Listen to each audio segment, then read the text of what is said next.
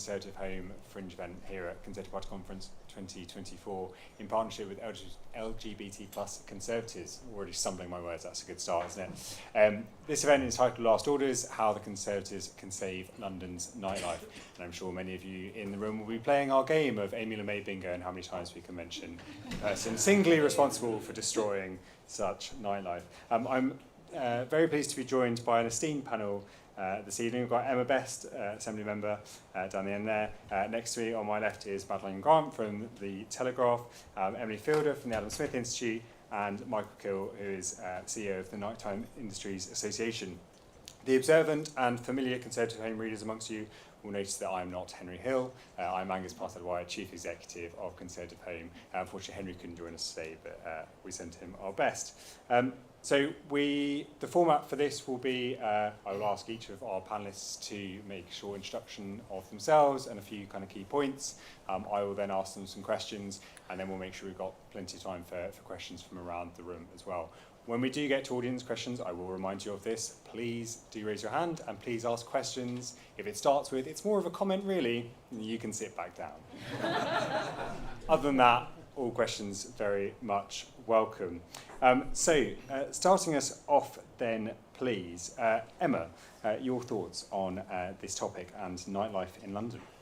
Thank you. And can I firstly thank somebody that was instrumental in getting this event to where it was today? Because when I was first elected to the London Assembly in May 2021, talking about London's nighttime economy felt like a really niche issue. And if it wasn't for the chair of the LGBT Conservatives, Luke Black, I don't think we would have been able to be here today doing this. So thank you, Luke. So London's nighttime economy is not only important for all young people growing up in London, it's a rite of passage, it creates a sense of belonging for so many, but it's also economically vital to the capital because it draws talent, it draws businesses who want to wine and dine clients, and quite frankly, why would any young person want to live in a shared shitty flat if they can't go out at night and they can't even get a Greggs sausage roll past 10 p.m. So it's extremely important to keeping our city thriving, and it's much more than just getting drunk in Soho at 3 a.m, as important as that is to most people here.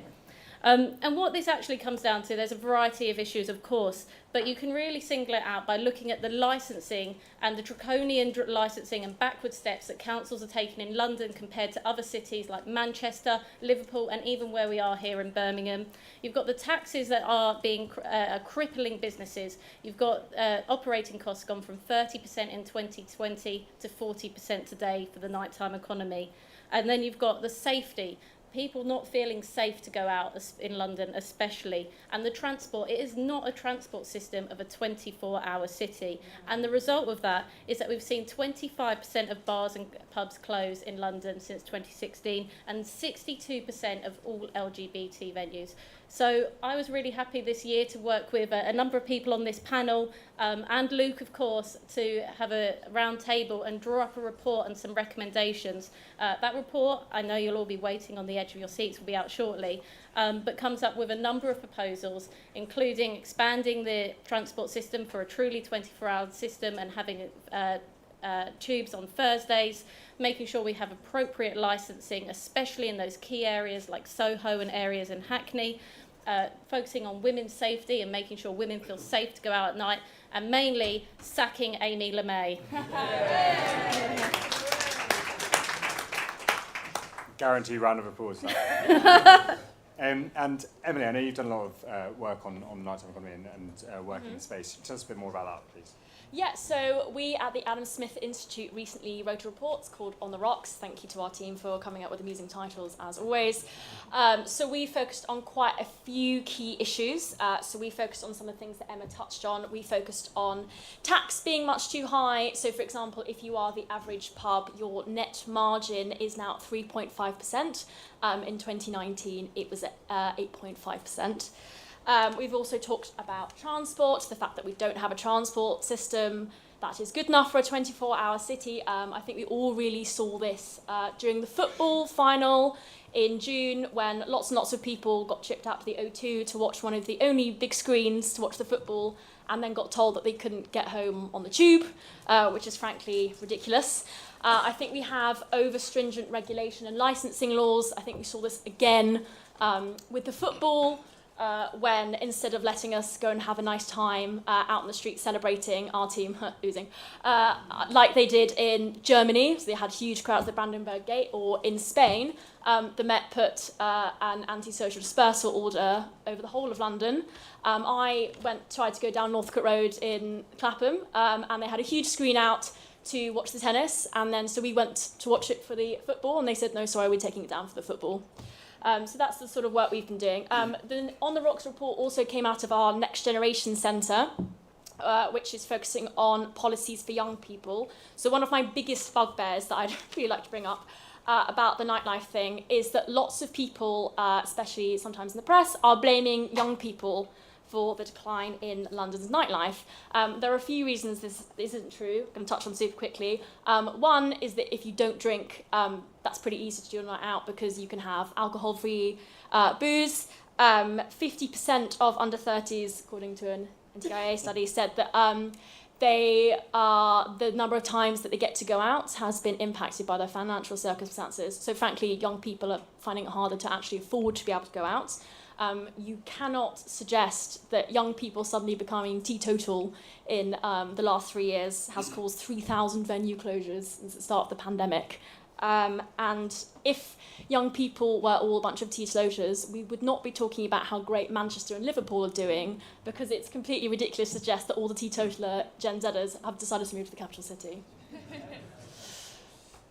Thank you very much. And Michael, obviously you've got a lot of experience in this, and it's your job as CEO of the Nighttime Industries Association to look at this specific issue. Tell us a bit more about your work as well, please. Thank you. I not only look after something called the Nighttime Industries Association, which has about 11,000 members across the UK, quite a few in London, but I'm also the Vice President of the International Nightlife Association in Barcelona. So I get a very, very rare view on everything that's going on across some of these major cities. To be quite stark and frank, London is not, and for some time will not be, a 24-hour city.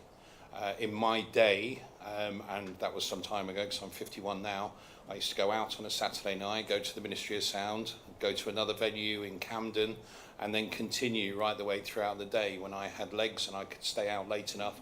And I worked out that I couldn't this weekend when I worked on a Saturday and struggled to get home at 5 in the morning with my eyes still open. So to be very, very clear, London is not a 24-hour economy. We can try and dress it like a 24-hour economy because gyms and people go out and catch transport and clean places, etc.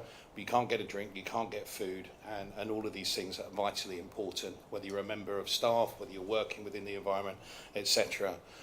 I've been working in this industry 30 years. The last 5 or 6 years I've been working with the NTIA. I've lived it, I've breathed it, I've been a member of staff. I started as a member of bar staff, worked my way all the way through to owning my own businesses, and now looking after this amazing industry I've been able to represent for some time now. And it's been a torrid journey. London, the benchmark figures for London are really simple. We've lost over 3,000 businesses in the last 4 or 5 years, 1,600 businesses in the last 12 months. Bearing in mind that London is 25% of the makeup of nighttime economy revenue going to the exchequer. So it's an important component for our industry as a whole. I want to dispel a couple of things as well, which I think is really important, and it was great that you brought up from our sort of conversations. We talk, and the media very much is really, really keen to say that Gen Z and all the different gens and alphas and all the other bits are not interested in going out. That's wrong. There is very much a clear desire to enjoy culture, social cohesion, and all the things that we contribute. So, and I'm going to say it like this, it's just unaffordable at the moment for people. The industry have seen a 30 to 40% increase in operating costs. We've seen a 15% downturn in terms of footfall because people have got less disposable income. It's a perfect storm. People are passing on their costs in terms of supply chain, but those end users in terms of pubs, bars, restaurants, festivals cannot pass on that cost to the consumer, or they will see a drop in frequency of visit, dwell time and spend. We are already seeing many of these people going home early, not only because of transport, not only because of safety, but also because they just cannot stay out late. And what they're actually doing now is, if you many of you out there who went through the student process, they have something called preloading. So what they're actually doing is going out to the supermarket, buying some drinks, having those drinks in house parties, etc., and then they're going on to a club or a bar for a couple of hours and then coming home and continuing what they're doing. And these are the sort of fundamental issues that we sort of face at the moment. But I really want to sort of dwell on a real kind of thing. We are vitally important for the transient nature of cities, okay? We shape communities. We are very much the reasoning around why students decide to go and be part of a community. They go to Manchester, Nottingham, London in some circumstances, although quite challenging at the moment given the environments that we're talking about. But they go there and they look at the courses, and then they look at the nightlife and the culture and what will give them that work-life balance. Similarly, fintech companies do the same. Google, all of these companies go and look at not only the working environments, but they also look at that nightlife to see whether they can balance their workforce, particularly because it's youth culture driven. So I'm going to say this, and I think it's vitally important. London needs to bounce back. At the moment, it's at rock bottom. We have got industry representatives at the moment fighting to try and do something to get back on their feet, and they're struggling to get the support to drive it on and move forward. And I feel for them every day, as I've been a voice for the last 5 years on radio and TV, promoting the fact that we need to draw a line under the sand. And probably the biggest thing I would say is recognise where we've fallen and our mistakes and build from there. If we keep walking around as if there isn't a problem, we're never going to solve the problems. So that's probably my key message here. Great, Michael, thank you very much. And the reference to preloading is a good opportunity for me to use Chair's privilege to remind you that we have the ConservativeHome and Duke of Edinburgh youth reception in here at 7 o'clock tonight to start your evening. An event with Kemi Badenoch over in the marquee at the same time, and our silent disco tonight as well. So do join us for all of those. Last but not least, Madeline, I know you've written a lot about this as well. Yeah, I have, and I think thank you so much to the other panellists here. I think I've done a really good job of setting out the kind of the regulatory aspects, and of course the taxation element, which is so important. I mean, I think a lot just comes down to the simple fact that it can cost £8 for a pint in London. I mean, I remember. Sadly, I think my clubbing days are slightly over, but I think the pandemic took my last clubbing years, which was a pity. But when I moved to London first, when I was about 22, I earned peanuts. I think I was on just slightly more than minimum wage. But at that time, you could rent a room for like 600 quid a month, which would be unthinkable today. There were a lot more venues that now have disappeared, and they haven't been replaced by anything. A lot of the places that were my kind of stomping ground, and it's really sad when that goes, because you think of the kind of almost the folk memory of a club or a bar that people have really enjoyed, and all the wonderful memories created there. I think because I think these guys are obviously better equipped to talk about the regulatory aspect. I think one really important thing that we've lost is that we've lost the sense of the intangible joy of nightlife, of socialising and stuff, and we saw this very clearly during the pandemic.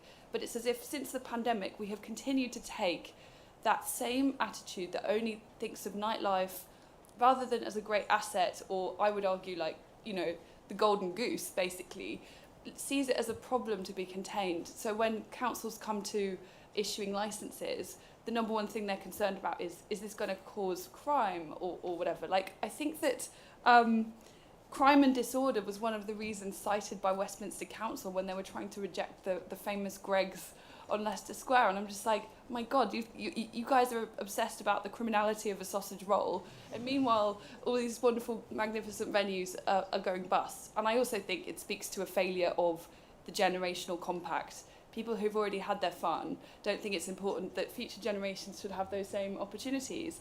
You know, it's very common for people to live in central London, right by a bar or a club, where there has always been, I mean, Soho, there has been partying in Soho for hundreds of years.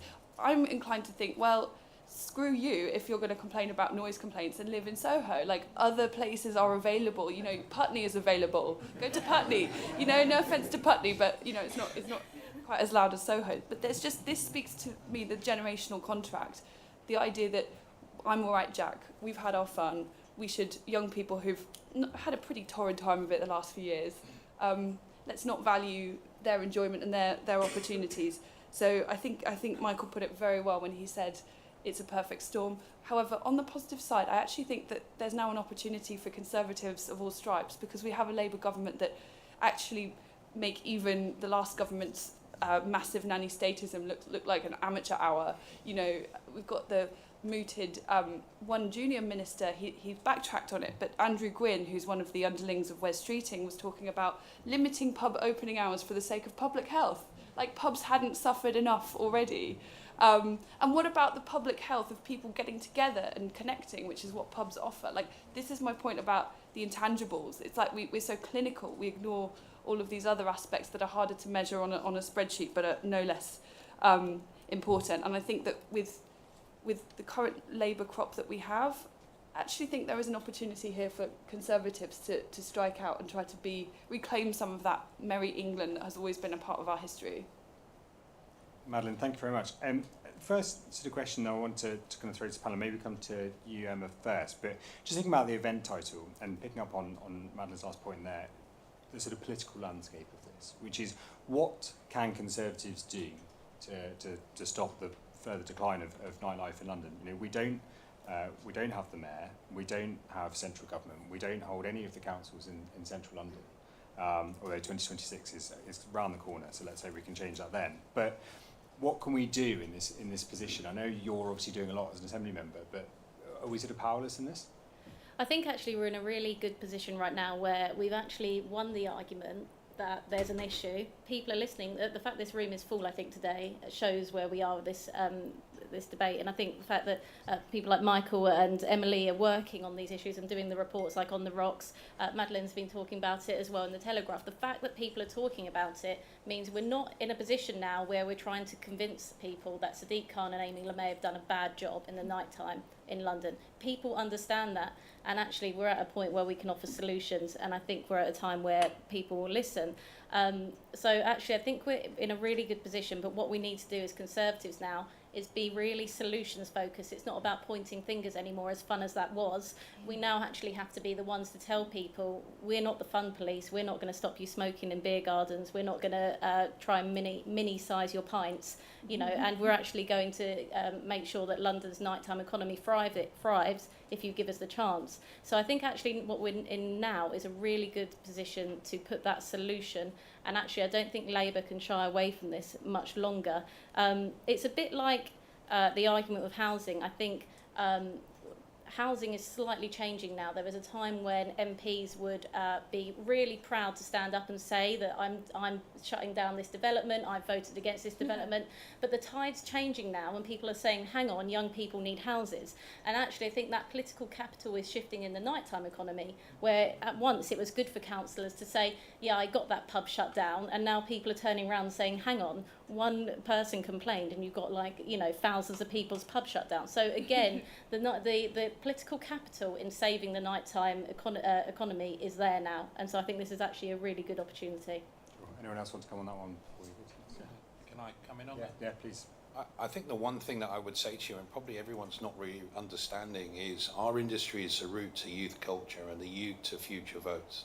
You know, we are sat with an industry that accesses 18 to 30, 35-year-olds, many of them coming through and experiencing, and we have an opportunity to influence their decisions and who they vote for by actually backing the things that are really important to them. You know, going out and dancing and how important that is in terms of their mental health, whether you talk about physical, social and mental well-being.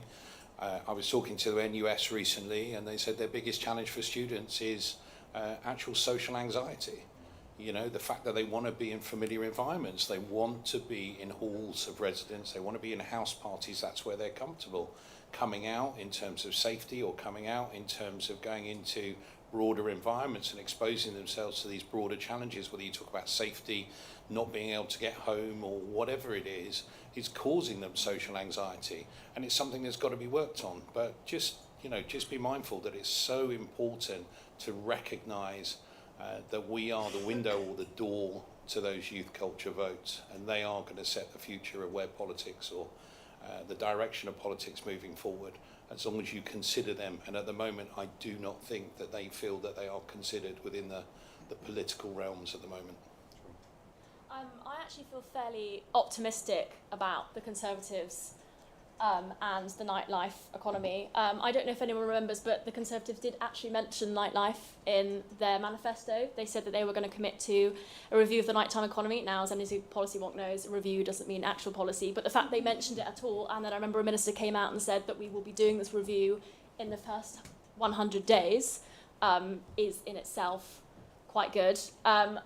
Coming to the point that Mike made about young people feeling that they're not really heard in politics at the moment, something that we talk a lot at the Next Generation Centre is the fact that young people are often inherently quite conservative. You know, they just want to own their own home, they want to be able to go out and have a nice time, they want to own capital. So if you cut taxes for hospitality venues and you slash regulation and then suddenly nightlife in London is better, that is a really easy way of showing to young people, look, here are how Conservative policies and Conservative values can directly benefit you.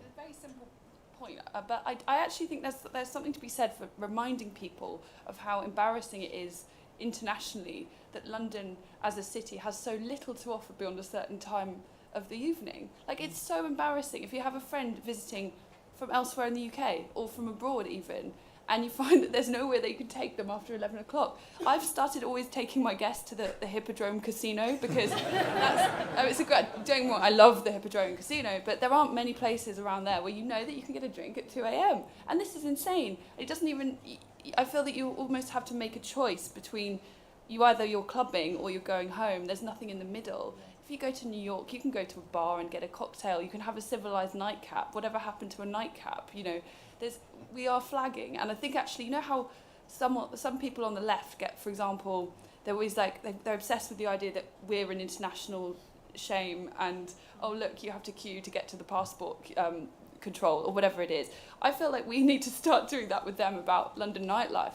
Maybe it might, remind them of the urgency of this and the fact that we are increasingly an outlier.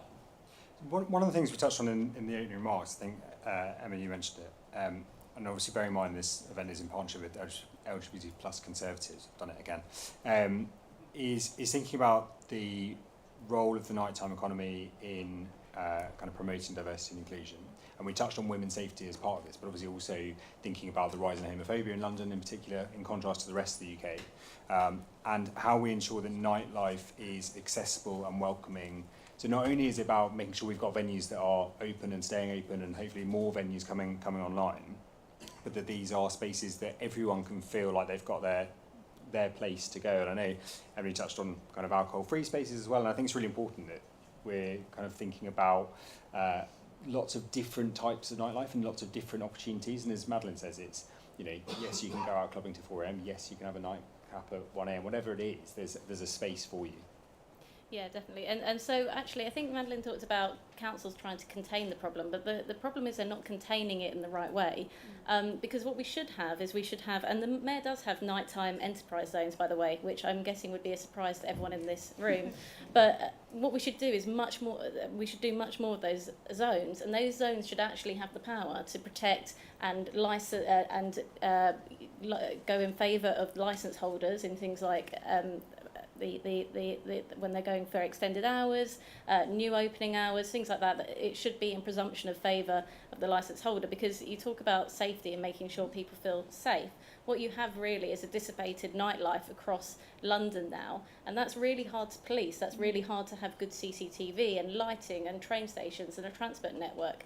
But if you have nighttime zones, then not only do you have these zones where you can say, like in Soho, why are you living in Soho if you don't want to hear noise, but you can also police them well. You can make sure the lighting's good and the CCTV, and make people feel safe. And actually, one of the things that I've learned recently is that the Gen Z, they're not teetotal, but they are changing how they go out. And so, for example, with LGBT venues, this is less of a thing now for a generation that is not very concerned with labels, has never felt that kind of ostracisation in the same way, and so and quite frankly, Grindr. So they are happy to go out, go to any venue, and pick up later online, perhaps if they need an escort home. And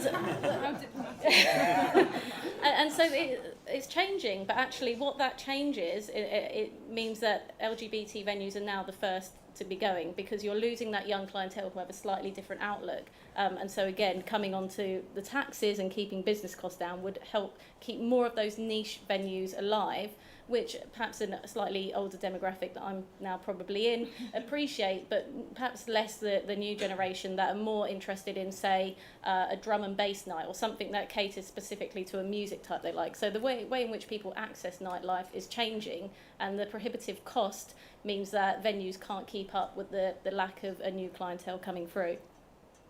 Thank you. And I think just building on that point as well, and possibly an opportunity to bring in Mike and Emily, but just thinking about the wider economic benefits of this. There's obviously the venues themselves, that's really crucial, but it's all the bits around it. As you said, the Greg's example is one part of it, but that is, again, another business, another set of jobs.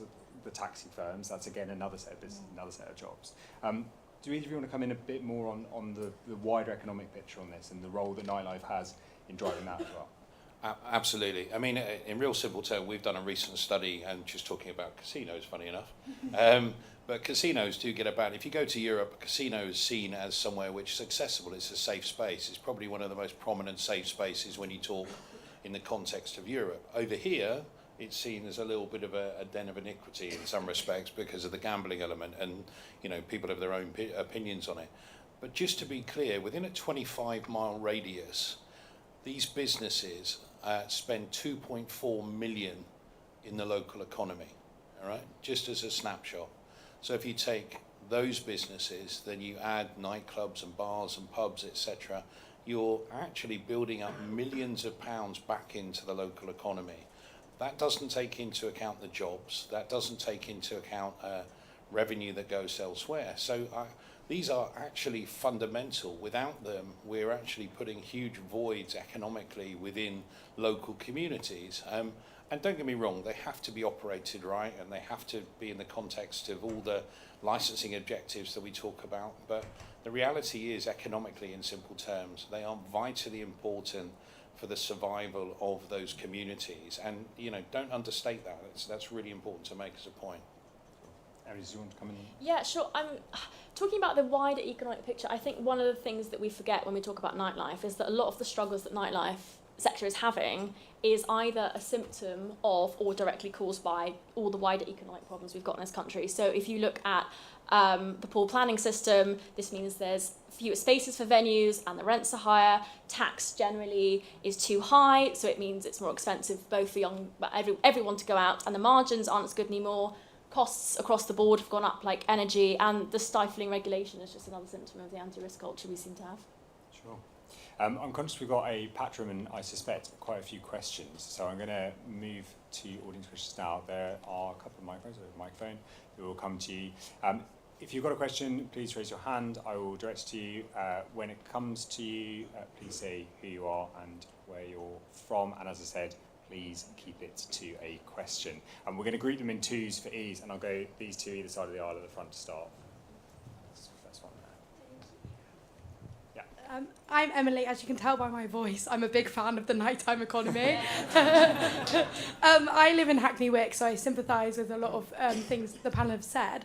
I'm just wondering what you think the impact of proposed smoking bans and vaping bans might have on the nighttime economy. Okay, thank you. And Dan here. Just picking up on a point you made about sort of, as it were, nightlife zones, because a lot of people talk about Soho, and I think the RVT is now up for sale as well, right? Sort of the traditional night spots are challenged. But in going out, I've now been to Hackney Week, drum sheds, etc. So is there the opportunity to build political consensus for sort of new nightlife areas where the local authorities say, no, that's actually, this is what we want to do, we want to become a destination, and people then can actually have that 24-hour experience? Whoever wants to jump in, Mike? Smoking ban, it's going to be devastating for us. I mean, I think we understand that there's a societal shift where smoking is becoming less popular. I think the challenge that you've got is there's been a lot of money spent on smoking areas, which have been hugely beneficial during the pandemic. What people forget is who's going to regulate it. Who's going to do all of those little jobs like teaching, training the staff on what to see and what not to see. We already segregate quite well in terms of the way that food and smoking comes in. You know, the coverage, etc., is very good. But there is so many questions still outstanding.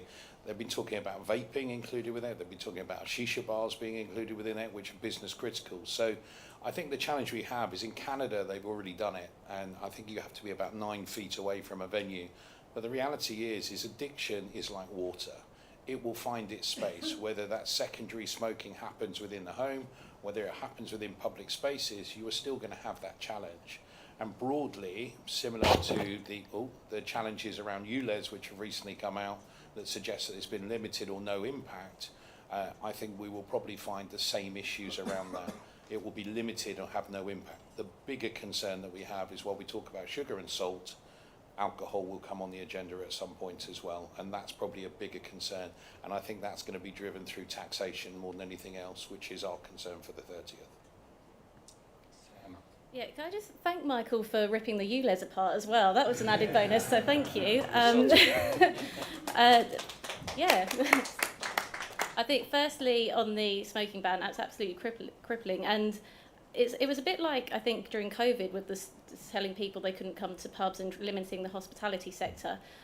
It doesn't mean that it's always perfect in bars and pubs, but people will drink less, smoke less, and do less drugs when they are actually in a venue than at home. That's just a fact. People are safer in a venue than they are at home. And when you're giving people more reasons to stay home, i.e. you can't smoke, you're going to encourage people to have more house parties, do more at home, which is more risky for any incidents to occur. And secondly, and by the way, you also both mentioned Hackney, which is the worst offender for licensing, by the way.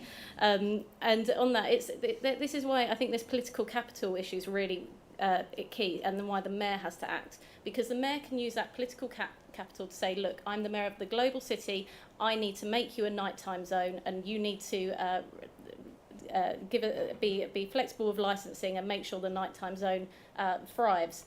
That gives the political capital to allow councillors to take cover and not have to use that kind of NIMBY, we don't want it in our area, because they can just say, the mayor told us to do so. So it has to be from the mayor giving that strategic direction, because councils also know how important the nighttime economy is to them, right? But they also have that inbox full from residents telling them it's too late, it's too loud, and they want it closed down. So actually the mayor has to take the flak on this, so he can be the one leading it from the front, and councils can use him as a cover, and that's how we're going to get it done in these nighttime zones. But it's interesting, just building on that point in terms of what the mayor can do and whether he has battles with local councils. And obviously, there's that political tension of the basically all being from the same party.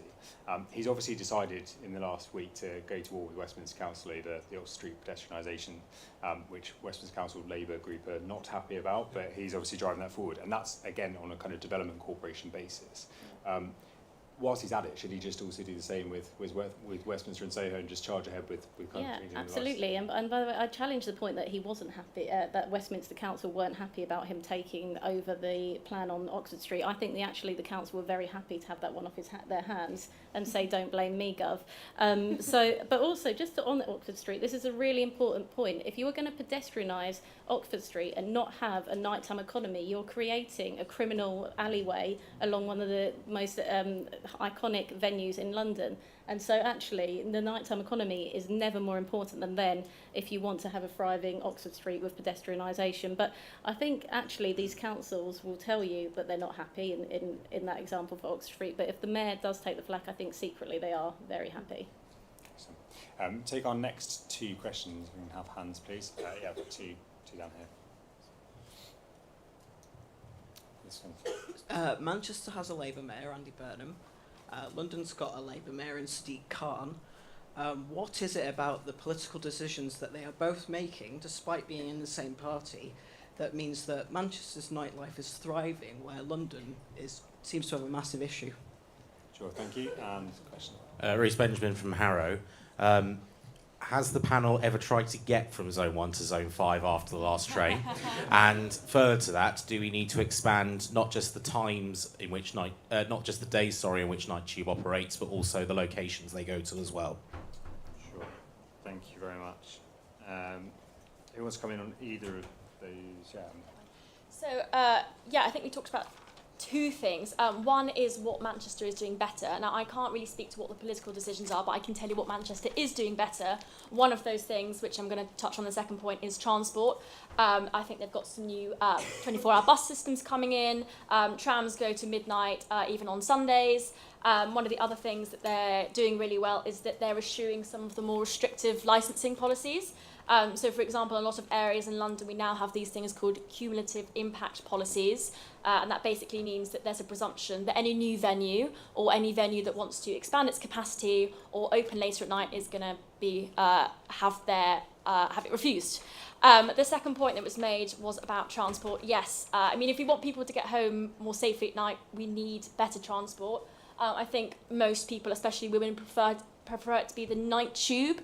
I think there was some study that said 45% of women have stopped travelling at certain times of day if the night tube isn't running in their area, and 45% of women don't like travelling on the night bus, usually because there tend to be more creeps and fewer staff around. The problem with the night tube that we have is that only runs on 5 out of 11 lines, so that's a pretty obvious transport infrastructure place to start expanding on. The other problem with the night tube is it doesn't run on Thursdays. And anyone who's young professional in London will tell you that their biggest nights out can often be on a Thursday. So, interestingly enough, I mean, it's an odd one. Thursday is the new Friday in London, according to most people. I think if you were going to offer anyone in the city or around the region working and they said you do your 3-day week, you would definitely take the Friday as your day off so you can be at home and you don't have to travel, clearly. So that's why the Thursdays worked very well. The other thing that I think is really important is we've got ourselves into a bit of a mess in London, because what's happened is, as the industrial action and things like that have impacted the certainty of train lines, etc., they have now drawn back on the hours. So the confidence from the consumer in terms of getting home and the confidence in the market, because it's not worth opening that late, has drawn back the hours. So what we've seen Monday through to Friday, Thursday not so bad because people are coming out a little bit more, is the fact that we've almost systematically over a period of time lost trading hours because of the market shift and the businesses contracting their hours. Now, for us to achieve an expansion, and we talk about 24-hour economy, we've got to concentrate on several things, but it's got to be a collaborative position. It's got to be the industry working with the market, working with the police and everybody else. I'll give you a really simple example there. I have opened a restaurant recently in Mayfair. I drove home at 3 in the morning, one eye open, just about, but it took me the best part of nearly 3 hours to get home, and I drove because I don't trust the transport, being quite frank about it. I drove. I was diverted 3 times because of cordoned off areas where serious incidents had happened. Now that, as far as I'm concerned, coupled with transport, is enough of a message to me to make me worry about travelling late at night. One of those incidents was the Clapham incident where there were people fighting with knives. The reality is we've got 4 key issues here. We've got the economics, which we know are somewhat out of people's gift. We've got transport infrastructure, which is not up to scratch, and whether it's there or it's not, the perception is it's not. Safety is a real issue, particularly in lights of Soho with no CCTV at all and petty crime rife. And then the other big thing is the approach and confidence in licensing across London. There is a disproportionate decision making and sometimes quite onerous decision making, and particularly around planning and licensing, causing some massive issues and possibly causing people to pull out in terms of investment. Just with regard to Manchester and London, I'm going to shut up in a minute, so apologies. I think it's all down to approach and attitude, and actually the relationship between Andy Burnham and Sacha Lord is very strong. They're happy to disagree, is what I would say. And in that disagreement, they find, really important solutions. But the one thing I would say to you is they're not afraid to have that disagreement, but they also want to work towards a solution. I find it slightly disjointed in London between the similar dynamic, which I think causes us more problems. And the other thing is, when I was asked about what would I want in a mayor on the press? I said, I want a mayor to go out after midnight. I don't think I've seen anyone representing nightlife go out after midnight. That's the key thing. Find out what's going on in terms of business, people, consumers, the issues. They need to know. And at the moment, I don't think anyone step outside of their houses after midnight to understand that. Yeah, sure. I think just on the transport point as well, I think Emma possibly also wants to come in on transport, but we think obviously a lot about the tube. Think about night buses, think about kind of people immediately into the zones 1 to 2. Obviously a large part of the clientele or people who are attending these venues don't live in London. They are travelling into for a night out in London. And as Madeline said, it's if you've got tourists and things coming along and then they suddenly find that nothing is open. It's about joining those things up. And so whilst, I'd love to sit here for an hour and just bash Sadiq Khan and Amy LeMay and say this is, your fault and your problem, there's also that element of joining up the transport network and making sure that the trains that are running to the suburbs and home counties and things are also able to run at night. Yeah, absolutely, and it's about orbital routes and as well connecting London with those counties just outside London, because people don't see boundaries of Greater London, they just want to go out. And so it's about a mayor and the government working much more to make sure those partnerships happen between London and outside of London. But I just want to say on the difference between Manchester and London, 2 really good points have already been mentioned, which is the cumulative impact zones. Sacha Lord, and just another point on there, is about the relationship and him willing to be a real champion, but he's also done the practical things of setting up nights out in Manchester. And also, I don't know if anybody followed him during COVID, but he was actively speaking out for the hospitality sector at every single opportunity. Amy LeMay didn't put out one tweet in support of the London's nightlife or the hospitality sector. But the other biggest difference between Manchester and London is when it comes to the failures to manage the Met. And it's the only constabulary in the whole of the UK which has missed its recruitment targets, and so it's understaffed and it can't deal with the problems at night. So venues report that they have to self-police, and this in turn makes people feel less safe going out, and it pushes that agenda of wanting people to just stay in at night and have a house party because they feel safer in their own homes than they do going out in our city at night. Great, thank you very much. We'll take another 2 questions, please. Gentleman here and one over there. Hi there. You mentioned diversity, inclusion, and clubbing. I'm from LGBT Alliance, Malcolm Clark, and last year, one of our supporters, Jenny Watson, set up a lesbian-only club, which was promptly closed down. And at the beginning of this year, she tried to get a venue that would allow single-sex space club for women only to be held, and she couldn't do it. And so I just wanted to hear from LGBT conservatives if they would express an opinion on the right of gay people, lesbian women, to have a single-sex venue, to have a club of their own. Thank you, and a question here. First of all, trans rights. Second of all, I'm interested in, I'm not quite in London, but I work in hospitality, and I'm interested in what measures can be put in place for staff working in hospitality, and what challenges there are there. Staff and hospitality, excellent, thank you. Who wants to take either of these? Hospitality and then? Sorry, it's not like me not to find a microphone in a room. Just to answer your question, I'm probably best placed to answer that question is, there are lots of challenges out there.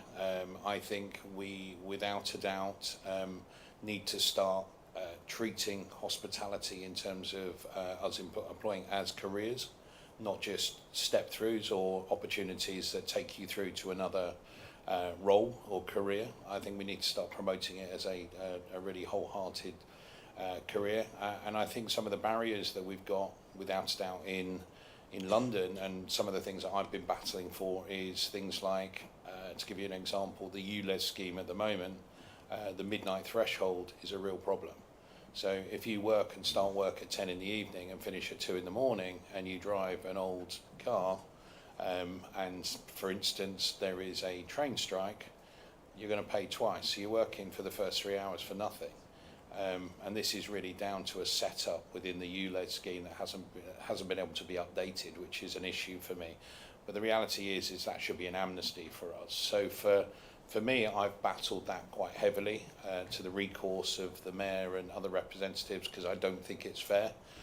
And I think if there are train strikes, they should not be running the ULEZ scheme. It should be an amnesty across so people of late night economy, particularly workers, can get in and out.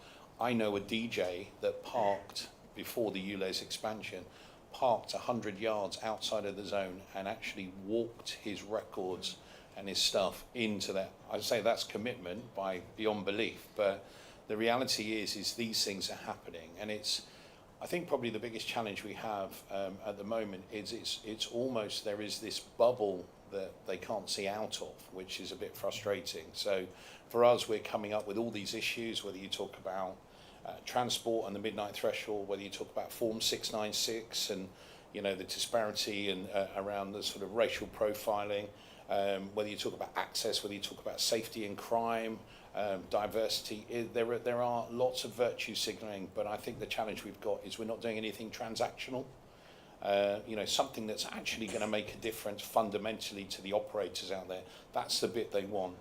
What they want is to be given a bottle of beer and know they've got a bottle of beer, rather than talk about the bottle of beer and describe it and all the other bits around it. And sadly, for me, the description, I still can't taste it.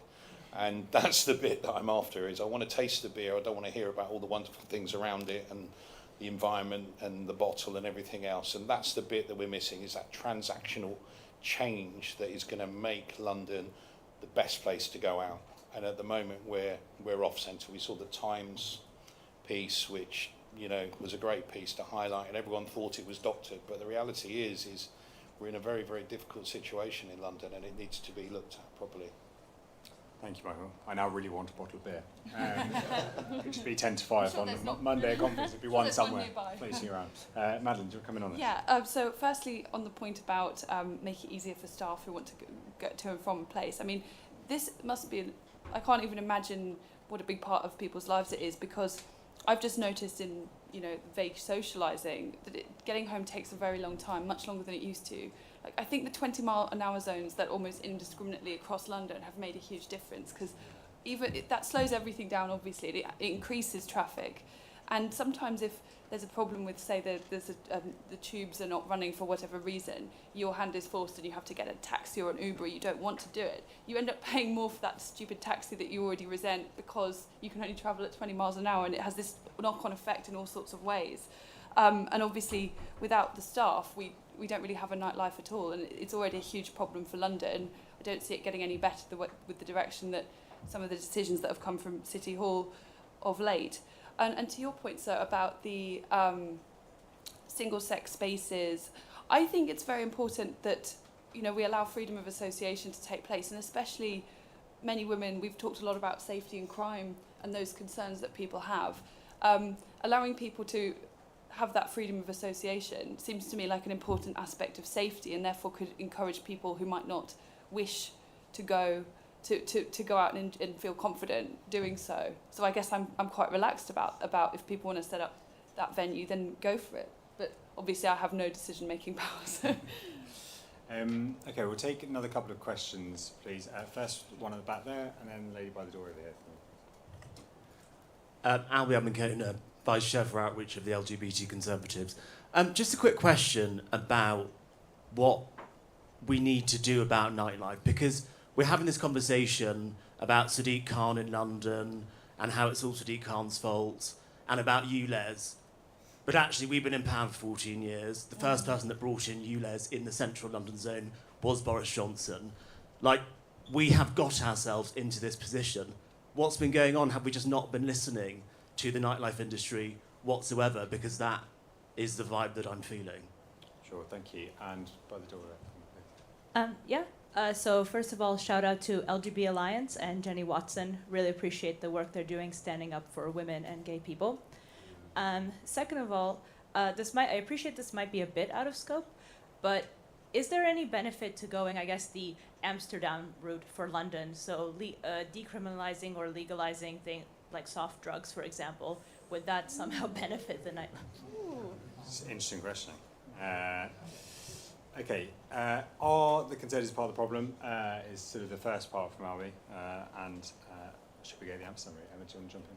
Yeah, thanks. Albie, obviously we're not, no, of course we are. I mean, I think we've actually had the explanation that we went far too into the nanny state than we should have done, but some of these things are absolutely basic, right? It's about running costs, it's about the fact that costs for venues have gone up so high, so we can't do things like £2 drink deals and things like that in venues that they used to do, which would get them through the weekdays. And so a lot of the things that we're asking the Chancellor to do on cutting taxes around the hospitality sector were all within our gift, and we should have done those then. But quite frankly, and I don't mean to make excuses for it, but when you look at how Liverpool has bounced back after the COVID, when you look at how Manchester has bounced back after COVID, when you look what's happening in other global cities, quite frankly, it does lie on the doorstep of the mayor, that a lot of this comes down to regulation and how he is running our city. So it's not really a get out. It genuinely does come under his remit to support the nighttime economy. And the reason why we're failing while other areas of the UK aren't is clearly the fault of the mayor. And the other thing I would just say, because it seems to be coming up now, is I don't know why your friend's venue failed, but I find that venues in London are successful when they're truly inclusive, and that's what a lot of the younger generation says. They want places to be fully inclusive, they want to feel like anybody to go there, and I know that's how lesbian bars are really successful as well. And frankly, I don't have enough friends to go there with just girls. I would have to take my gay male friends with me, otherwise no one would go out with me. So, in order to have a successful commercially viable business in London, you have to be inclusive to everyone, otherwise you will fail, but that is your choice if you want to fail. Are bongs, brownies, brothels the way forward for London? Why are you looking at me? I'm sorry. Open question to the whole panel, but Michael, go ahead. I look the most bohemian that might consider it. I'll be honest with you. I mean, we're just doing a load of work on medicinal cannabis at the moment. We've got a massive issue where people are turning up with their cannabis and going, yeah, the doctor gave it to me. Clearly, it's in a nice baggie, and they've got a company. So, I mean, that is a challenging conversation without a doubt. I think from our perspective, I think there needs to be a broader consideration. I mean, I'm sure government will look at it from a taxation perspective, but yeah, on the fence somewhat, just concerned, especially, I mean, we're walking into an environment where we're just about to look at smoking, we're just about to look at sugar and salt and alcohol. So I would... Yeah, I mean, I'd like to see the progression, because I think where we start to ban things, we start to push things in underground anyway, so you can't manage them and control them. The nitrous oxide side of things was quite an interesting one when that came out, but that was causing a lot of antisocial behaviour. I mean, you've got to understand, it gets to a ridiculous point when the sellers of nitrous oxide are turning up with dojo card machines and taking money on the front door of a nightclub just up the road. I mean, that says to me that it's rife and it's out of hand. In answer to your question with regard to have we been listened to as an industry, I would say no. And what I would say to you is, for the last 30 odd years prior to the pandemic, we were self-sufficient. There was no need to have a representation. We spent 5 years trying to get a seat at the table within government when the pandemic came out, no different than the FA and things like that. They were already ingratiated, but we spent a lot of time educating, trying to tell an MP what a nightclub was. It was very difficult, as you can imagine. The interesting was they said, well, what about if we put this clause in? It's an area where people have the propensity to dance. I'm like, so my lounge and my kitchen. So I think the challenge we've got, I think, is about, one, recognising the problem, which I think is a long time coming, and I think it needs to be broken down from an economic perspective, safety, transport, and then licensing. Until we get the foundation right, and then start to build it. There's no point in inviting people in, come and experience what we do, but it's a wrong experience, and then we're spending more money trying to get them back when they have a bad experience. So for me, London really needs to recognise the issue. It needs to break down the key issues from an industry perspective of where we have problems, and then we need to think about the solutions and the approach. And I think that foundation work needs to be done before we even start to encourage people to come back. But it needs to happen soon, or otherwise we are going to lose that position that we're known for worldwide. And at the moment it's faltering and starting to give way to other places in the UK alone. In answer to your question, Albie, I think one thing we haven't mentioned, which is relevant here when it comes to the Conservative Party, is just that for the last few years, their offering and concern for young people has been negligible, I think.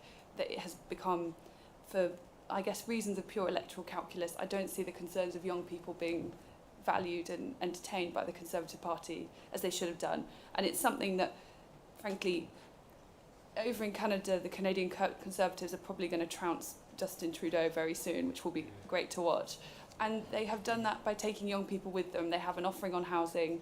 They really care about the housing crisis and the impact on young people. I mean, Conservatives often talk about it in abstract terms, but then does it come out in granular policies? No, generally not. So I think that it doesn't surprise me that they have neglected nightlife, because it's of a piece with, you know, their general attitude towards the young, which urgently needs to change, in my view.